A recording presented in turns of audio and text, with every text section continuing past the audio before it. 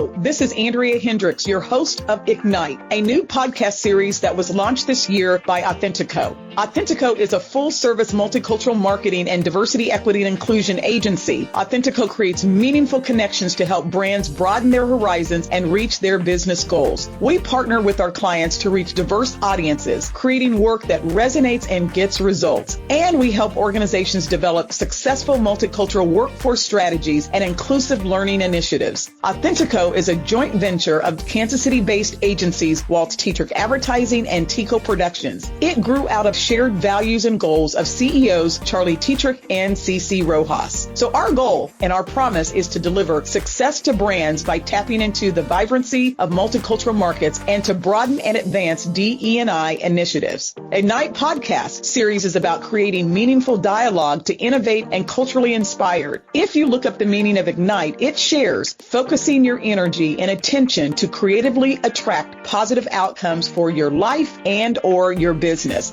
Today, we are honored to launch episode 4. This episode will focus on industry perspectives from the top around diversity, equity, and inclusion and multicultural markets, and really focus on the question, what are you doing in your workplace and community to move the needle? To keep up to date on what's coming, be sure to follow Authentico on our social media channels, Facebook, LinkedIn, and Instagram. So joining me on episode 4 is Dr. Jessica Dain, serving as superintendent of Piper School District. Let me tell you a little bit about Dr. Dain. She grew up in Emporia, Kansas, graduating from Emporia High School and Emporia State University, but she lived in the Kansas City metro area since 1995. She received her bachelor's degree from ESU, majoring in both English and physical education. She also completed her master's degree from Emporia State in school administration and completed her doctorate from St. Louis University in educational leadership. She has taught English at both the middle school and high school levels and has served as an administrator and or principal at the elementary school level, middle school level, and high school level. Isn't that awesome? So at the district level, Jessica has worked as director and assistant superintendent in the teaching and learning and development, as an assistant superintendent of both administrative services and support services. And I think that's important for us to know that currently, as I said earlier, her role is superintendent of Piper School District. So Jessica not only is active in education, but she continues to contribute to her profession and her community. Let me share a couple of things before we get started with our conversation. At the national level, she serves as a member of the School Superintendents Association Executive Committee, along with serving as a mentor as a part of the Aspiring Superintendent Academy. And we need mentors in this area. At the state level, she serves as a member of the Kansas Commissioner of Education's Kansas Leadership Project and the Kansas Commissioner of Education's Advisory Team and the Kansas State Department of Education's Accreditation and Design Team. I say all of that because it's so important to see our educators involved in our community. Locally, she serves on the Kansas City Rising Executive Board, and she serves on the Kansas City STEAM Alliance Board and a member of the Ewing Kauffman Real World Learning Executive Leadership Team. Jessica's husband, Dr. Todd Dain, is principal of Shawnee Mission South High School, and they have 3 grown children. She continues to model the way and champion what is right for diverse communities in this region. Let's get started. Dr. Dain, welcome to Ignite. Good morning. It is an honor to be here. Thank you for giving me the opportunity to talk about things that are near and dear to my heart. Oh, so glad. I am honored to have you a part of our podcast series because the title of our podcast, Ignite, truly resonates well with you as a leader in this community and certainly what you're doing in the Piper School District area. So we're going to talk about industry perspectives from the top. As you know, workforce, workplace, marketplace, and community are changing in ways that require management and leadership approaches that embrace DE&I. And so can you share what diversity and inclusion means to you? And why do you think it's so essential for us to focus on that in your industry? So I would say from my perspective, diversity encompasses everything. It's the broad range of identities, backgrounds, and experiences that individuals bring to our community. And I think it's a really beautiful thing because DEI and inclusion ensures that everyone feels valued, that they feel respected, and that they feel empowered to contribute to their community regardless of their differences. I think it's the differences that make the world a better place. I think you shared a couple of competencies that we're seeing come up throughout our leadership development or organizational development series now, and certainly valuing and respecting and honoring and creating spaces for opportunity have been a part of the conversation for decades and decades. They're asking us to go back and revisit the value of having similarities and differences in the workspace or place. And so we'll get at that. But just what you stated, the importance of valuing and bringing all that back adds to the bottom line. So what I have seen, companies are struggling to mature their DE&I initiatives. I think there was an article by HR Research Institute that said, although there's a lot of organizations and industries focused on DE&I, only 22% indicated they were at an expert in advanced stage of this work. So in your industry, what progressive strategies do you believe others should focus on now, or that you're focused on now? It could be workforce, workplace. You can pick one and share why, and then what you're doing to really make that a progressive part of your environment. I think the most important thing for me to start that answer is our infrastructure of the Piper School District. You know, we have a business, and our business is student learning. So in our organization, we have a strategic plan that has 4 pillars, and all of the work that we try to do focuses on those pillars. One of our 4 pillars is a connected culture among all. And for me, that connected culture, that sense of belonging is the beginning of how we bring in DEI into the organization and talk about it. And I would be remiss if I didn't say it can be a difficult topic for leaders, for our staff, our families, our students, because at times I think the political landscape can blur things and make things emotional. So the first thing for me as a leader is that has got to be a pillar in our strategic plan that we all agree to, and we're all moving forward to with that. If we talk about the why, I think when we have divergent thinking, it makes us stronger. It makes us more innovative. And we're preparing students for the real world, because that's the mission of my organization. I think as we tackle equity, we really do have an opportunity with students as young as 3 years old up to 21 years old, that we have the opportunity to start breaking and dismantling systemic barriers. We're the 3rd fastest growing school district in the state. And one of the challenges and opportunities we have is that we're growing so quickly, we have to have systems in place.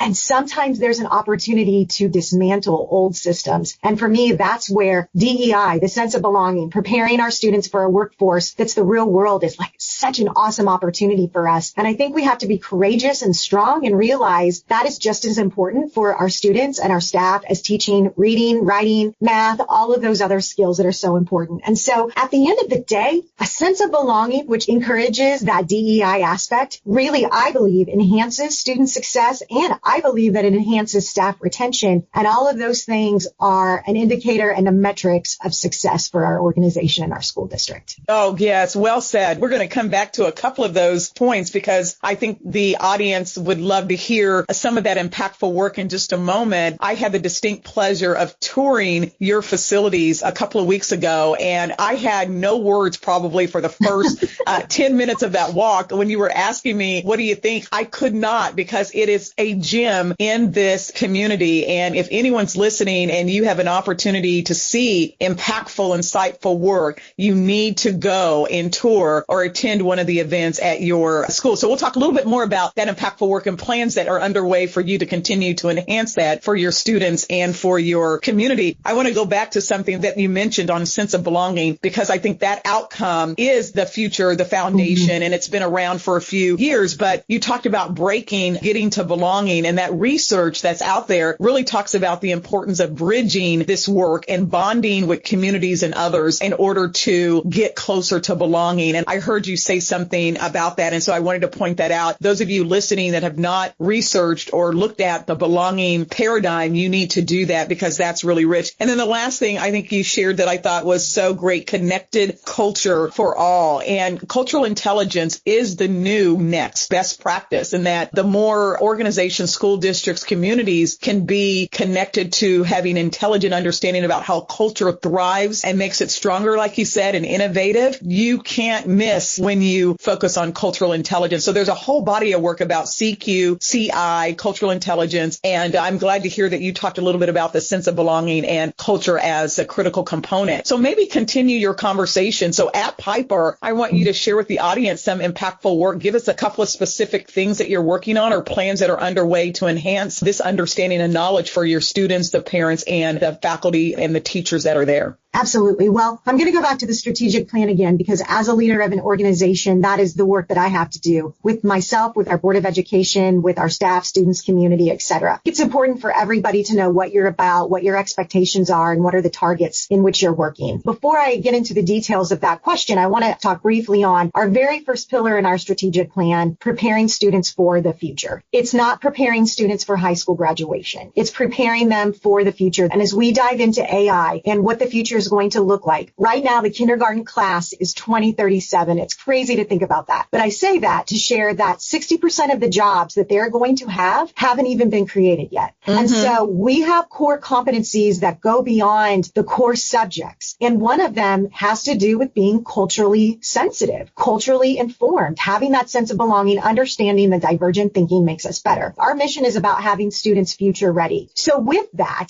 as we created schools and where I looked at gaps were, I found that a lot of programs that were really at that application level for students was where students had to actually apply to be in those programs. And that even includes the children that I raised in my own home. We went through a great school system, but there were high-level programs that were focused on post-secondary success beyond high school graduation. And only one of my children was accepted into those programs. And they went into college with more college credit. Their confidence, their success in college was better than my other two because they had this program that was future ready. And it really hurt my heart. I had a moment where I realized as a new superintendent that I could create programming that closed that gap for not just the top 20% of the class getting to have opportunities, but really closing the gap where all of our students were going to have those opportunities. And what we say is success in the Piper School District is that we're equipping our students for post-secondary success so that when they are ready, if that means they're going directly to work or they're going to college or technical training, whatever that may be, they have a direct path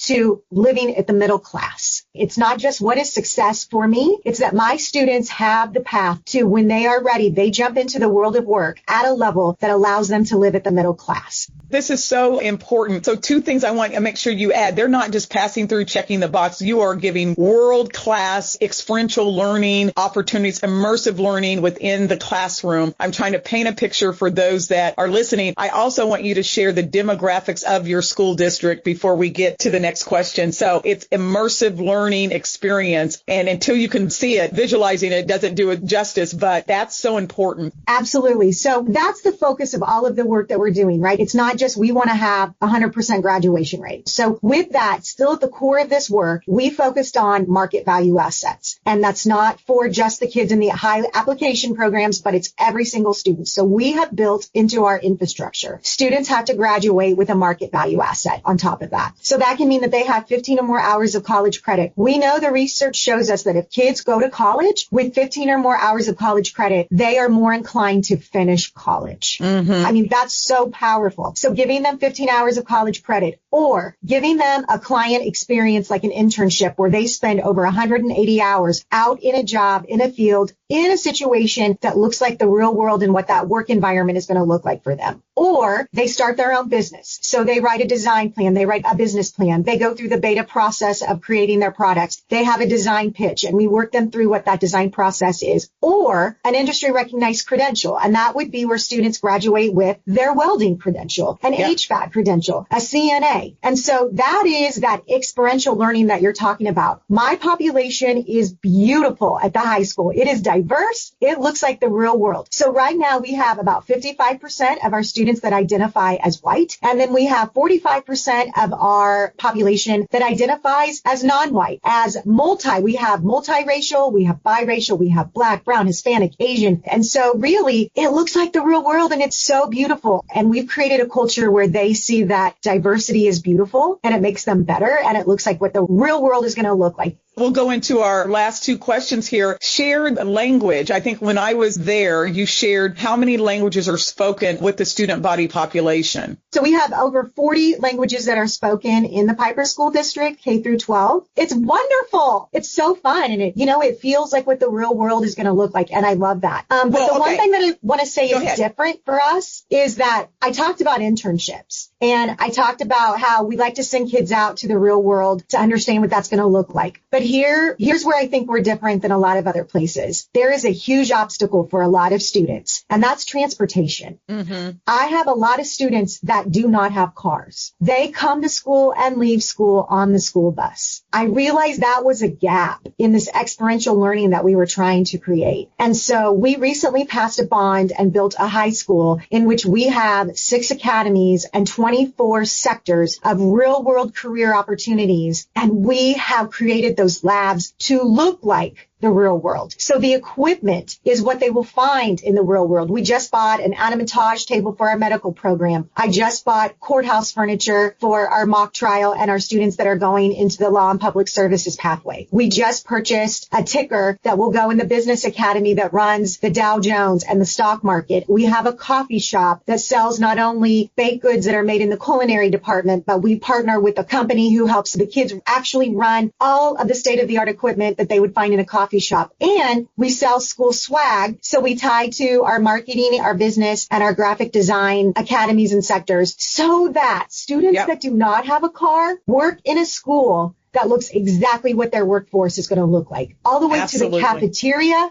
to the bathrooms, to the theater. It looks like the real world. And so as an educator and a mom, I feel like we are closing gaps. We are removing obstacles so that that sense of belonging and those obstacles are removed. So again, all of my children have that trajectory to enter the middle class because they've seen it, they've succeeded in it before they ever step foot out of high school. Okay, so you've gone back to the first part, which is great, tying that vision into value. And I shared 3 things that are important in this work in order to leave a legacy, to make a difference. All of this matters. Voice, visibility, and vision. And as superintendent of your school district, you are definitely giving voice, visibility, and vision. Well, I hate to say this, our time is running out. Podcasts, I believe, are too short, but it gives a sneak peek into what leaders are doing in the industry to keep momentum in this area that's receiving so many social, political, emotional, personal perspective. And you've demonstrated the value, and maybe that's the other V, voice, visibility, vision, and value of this work.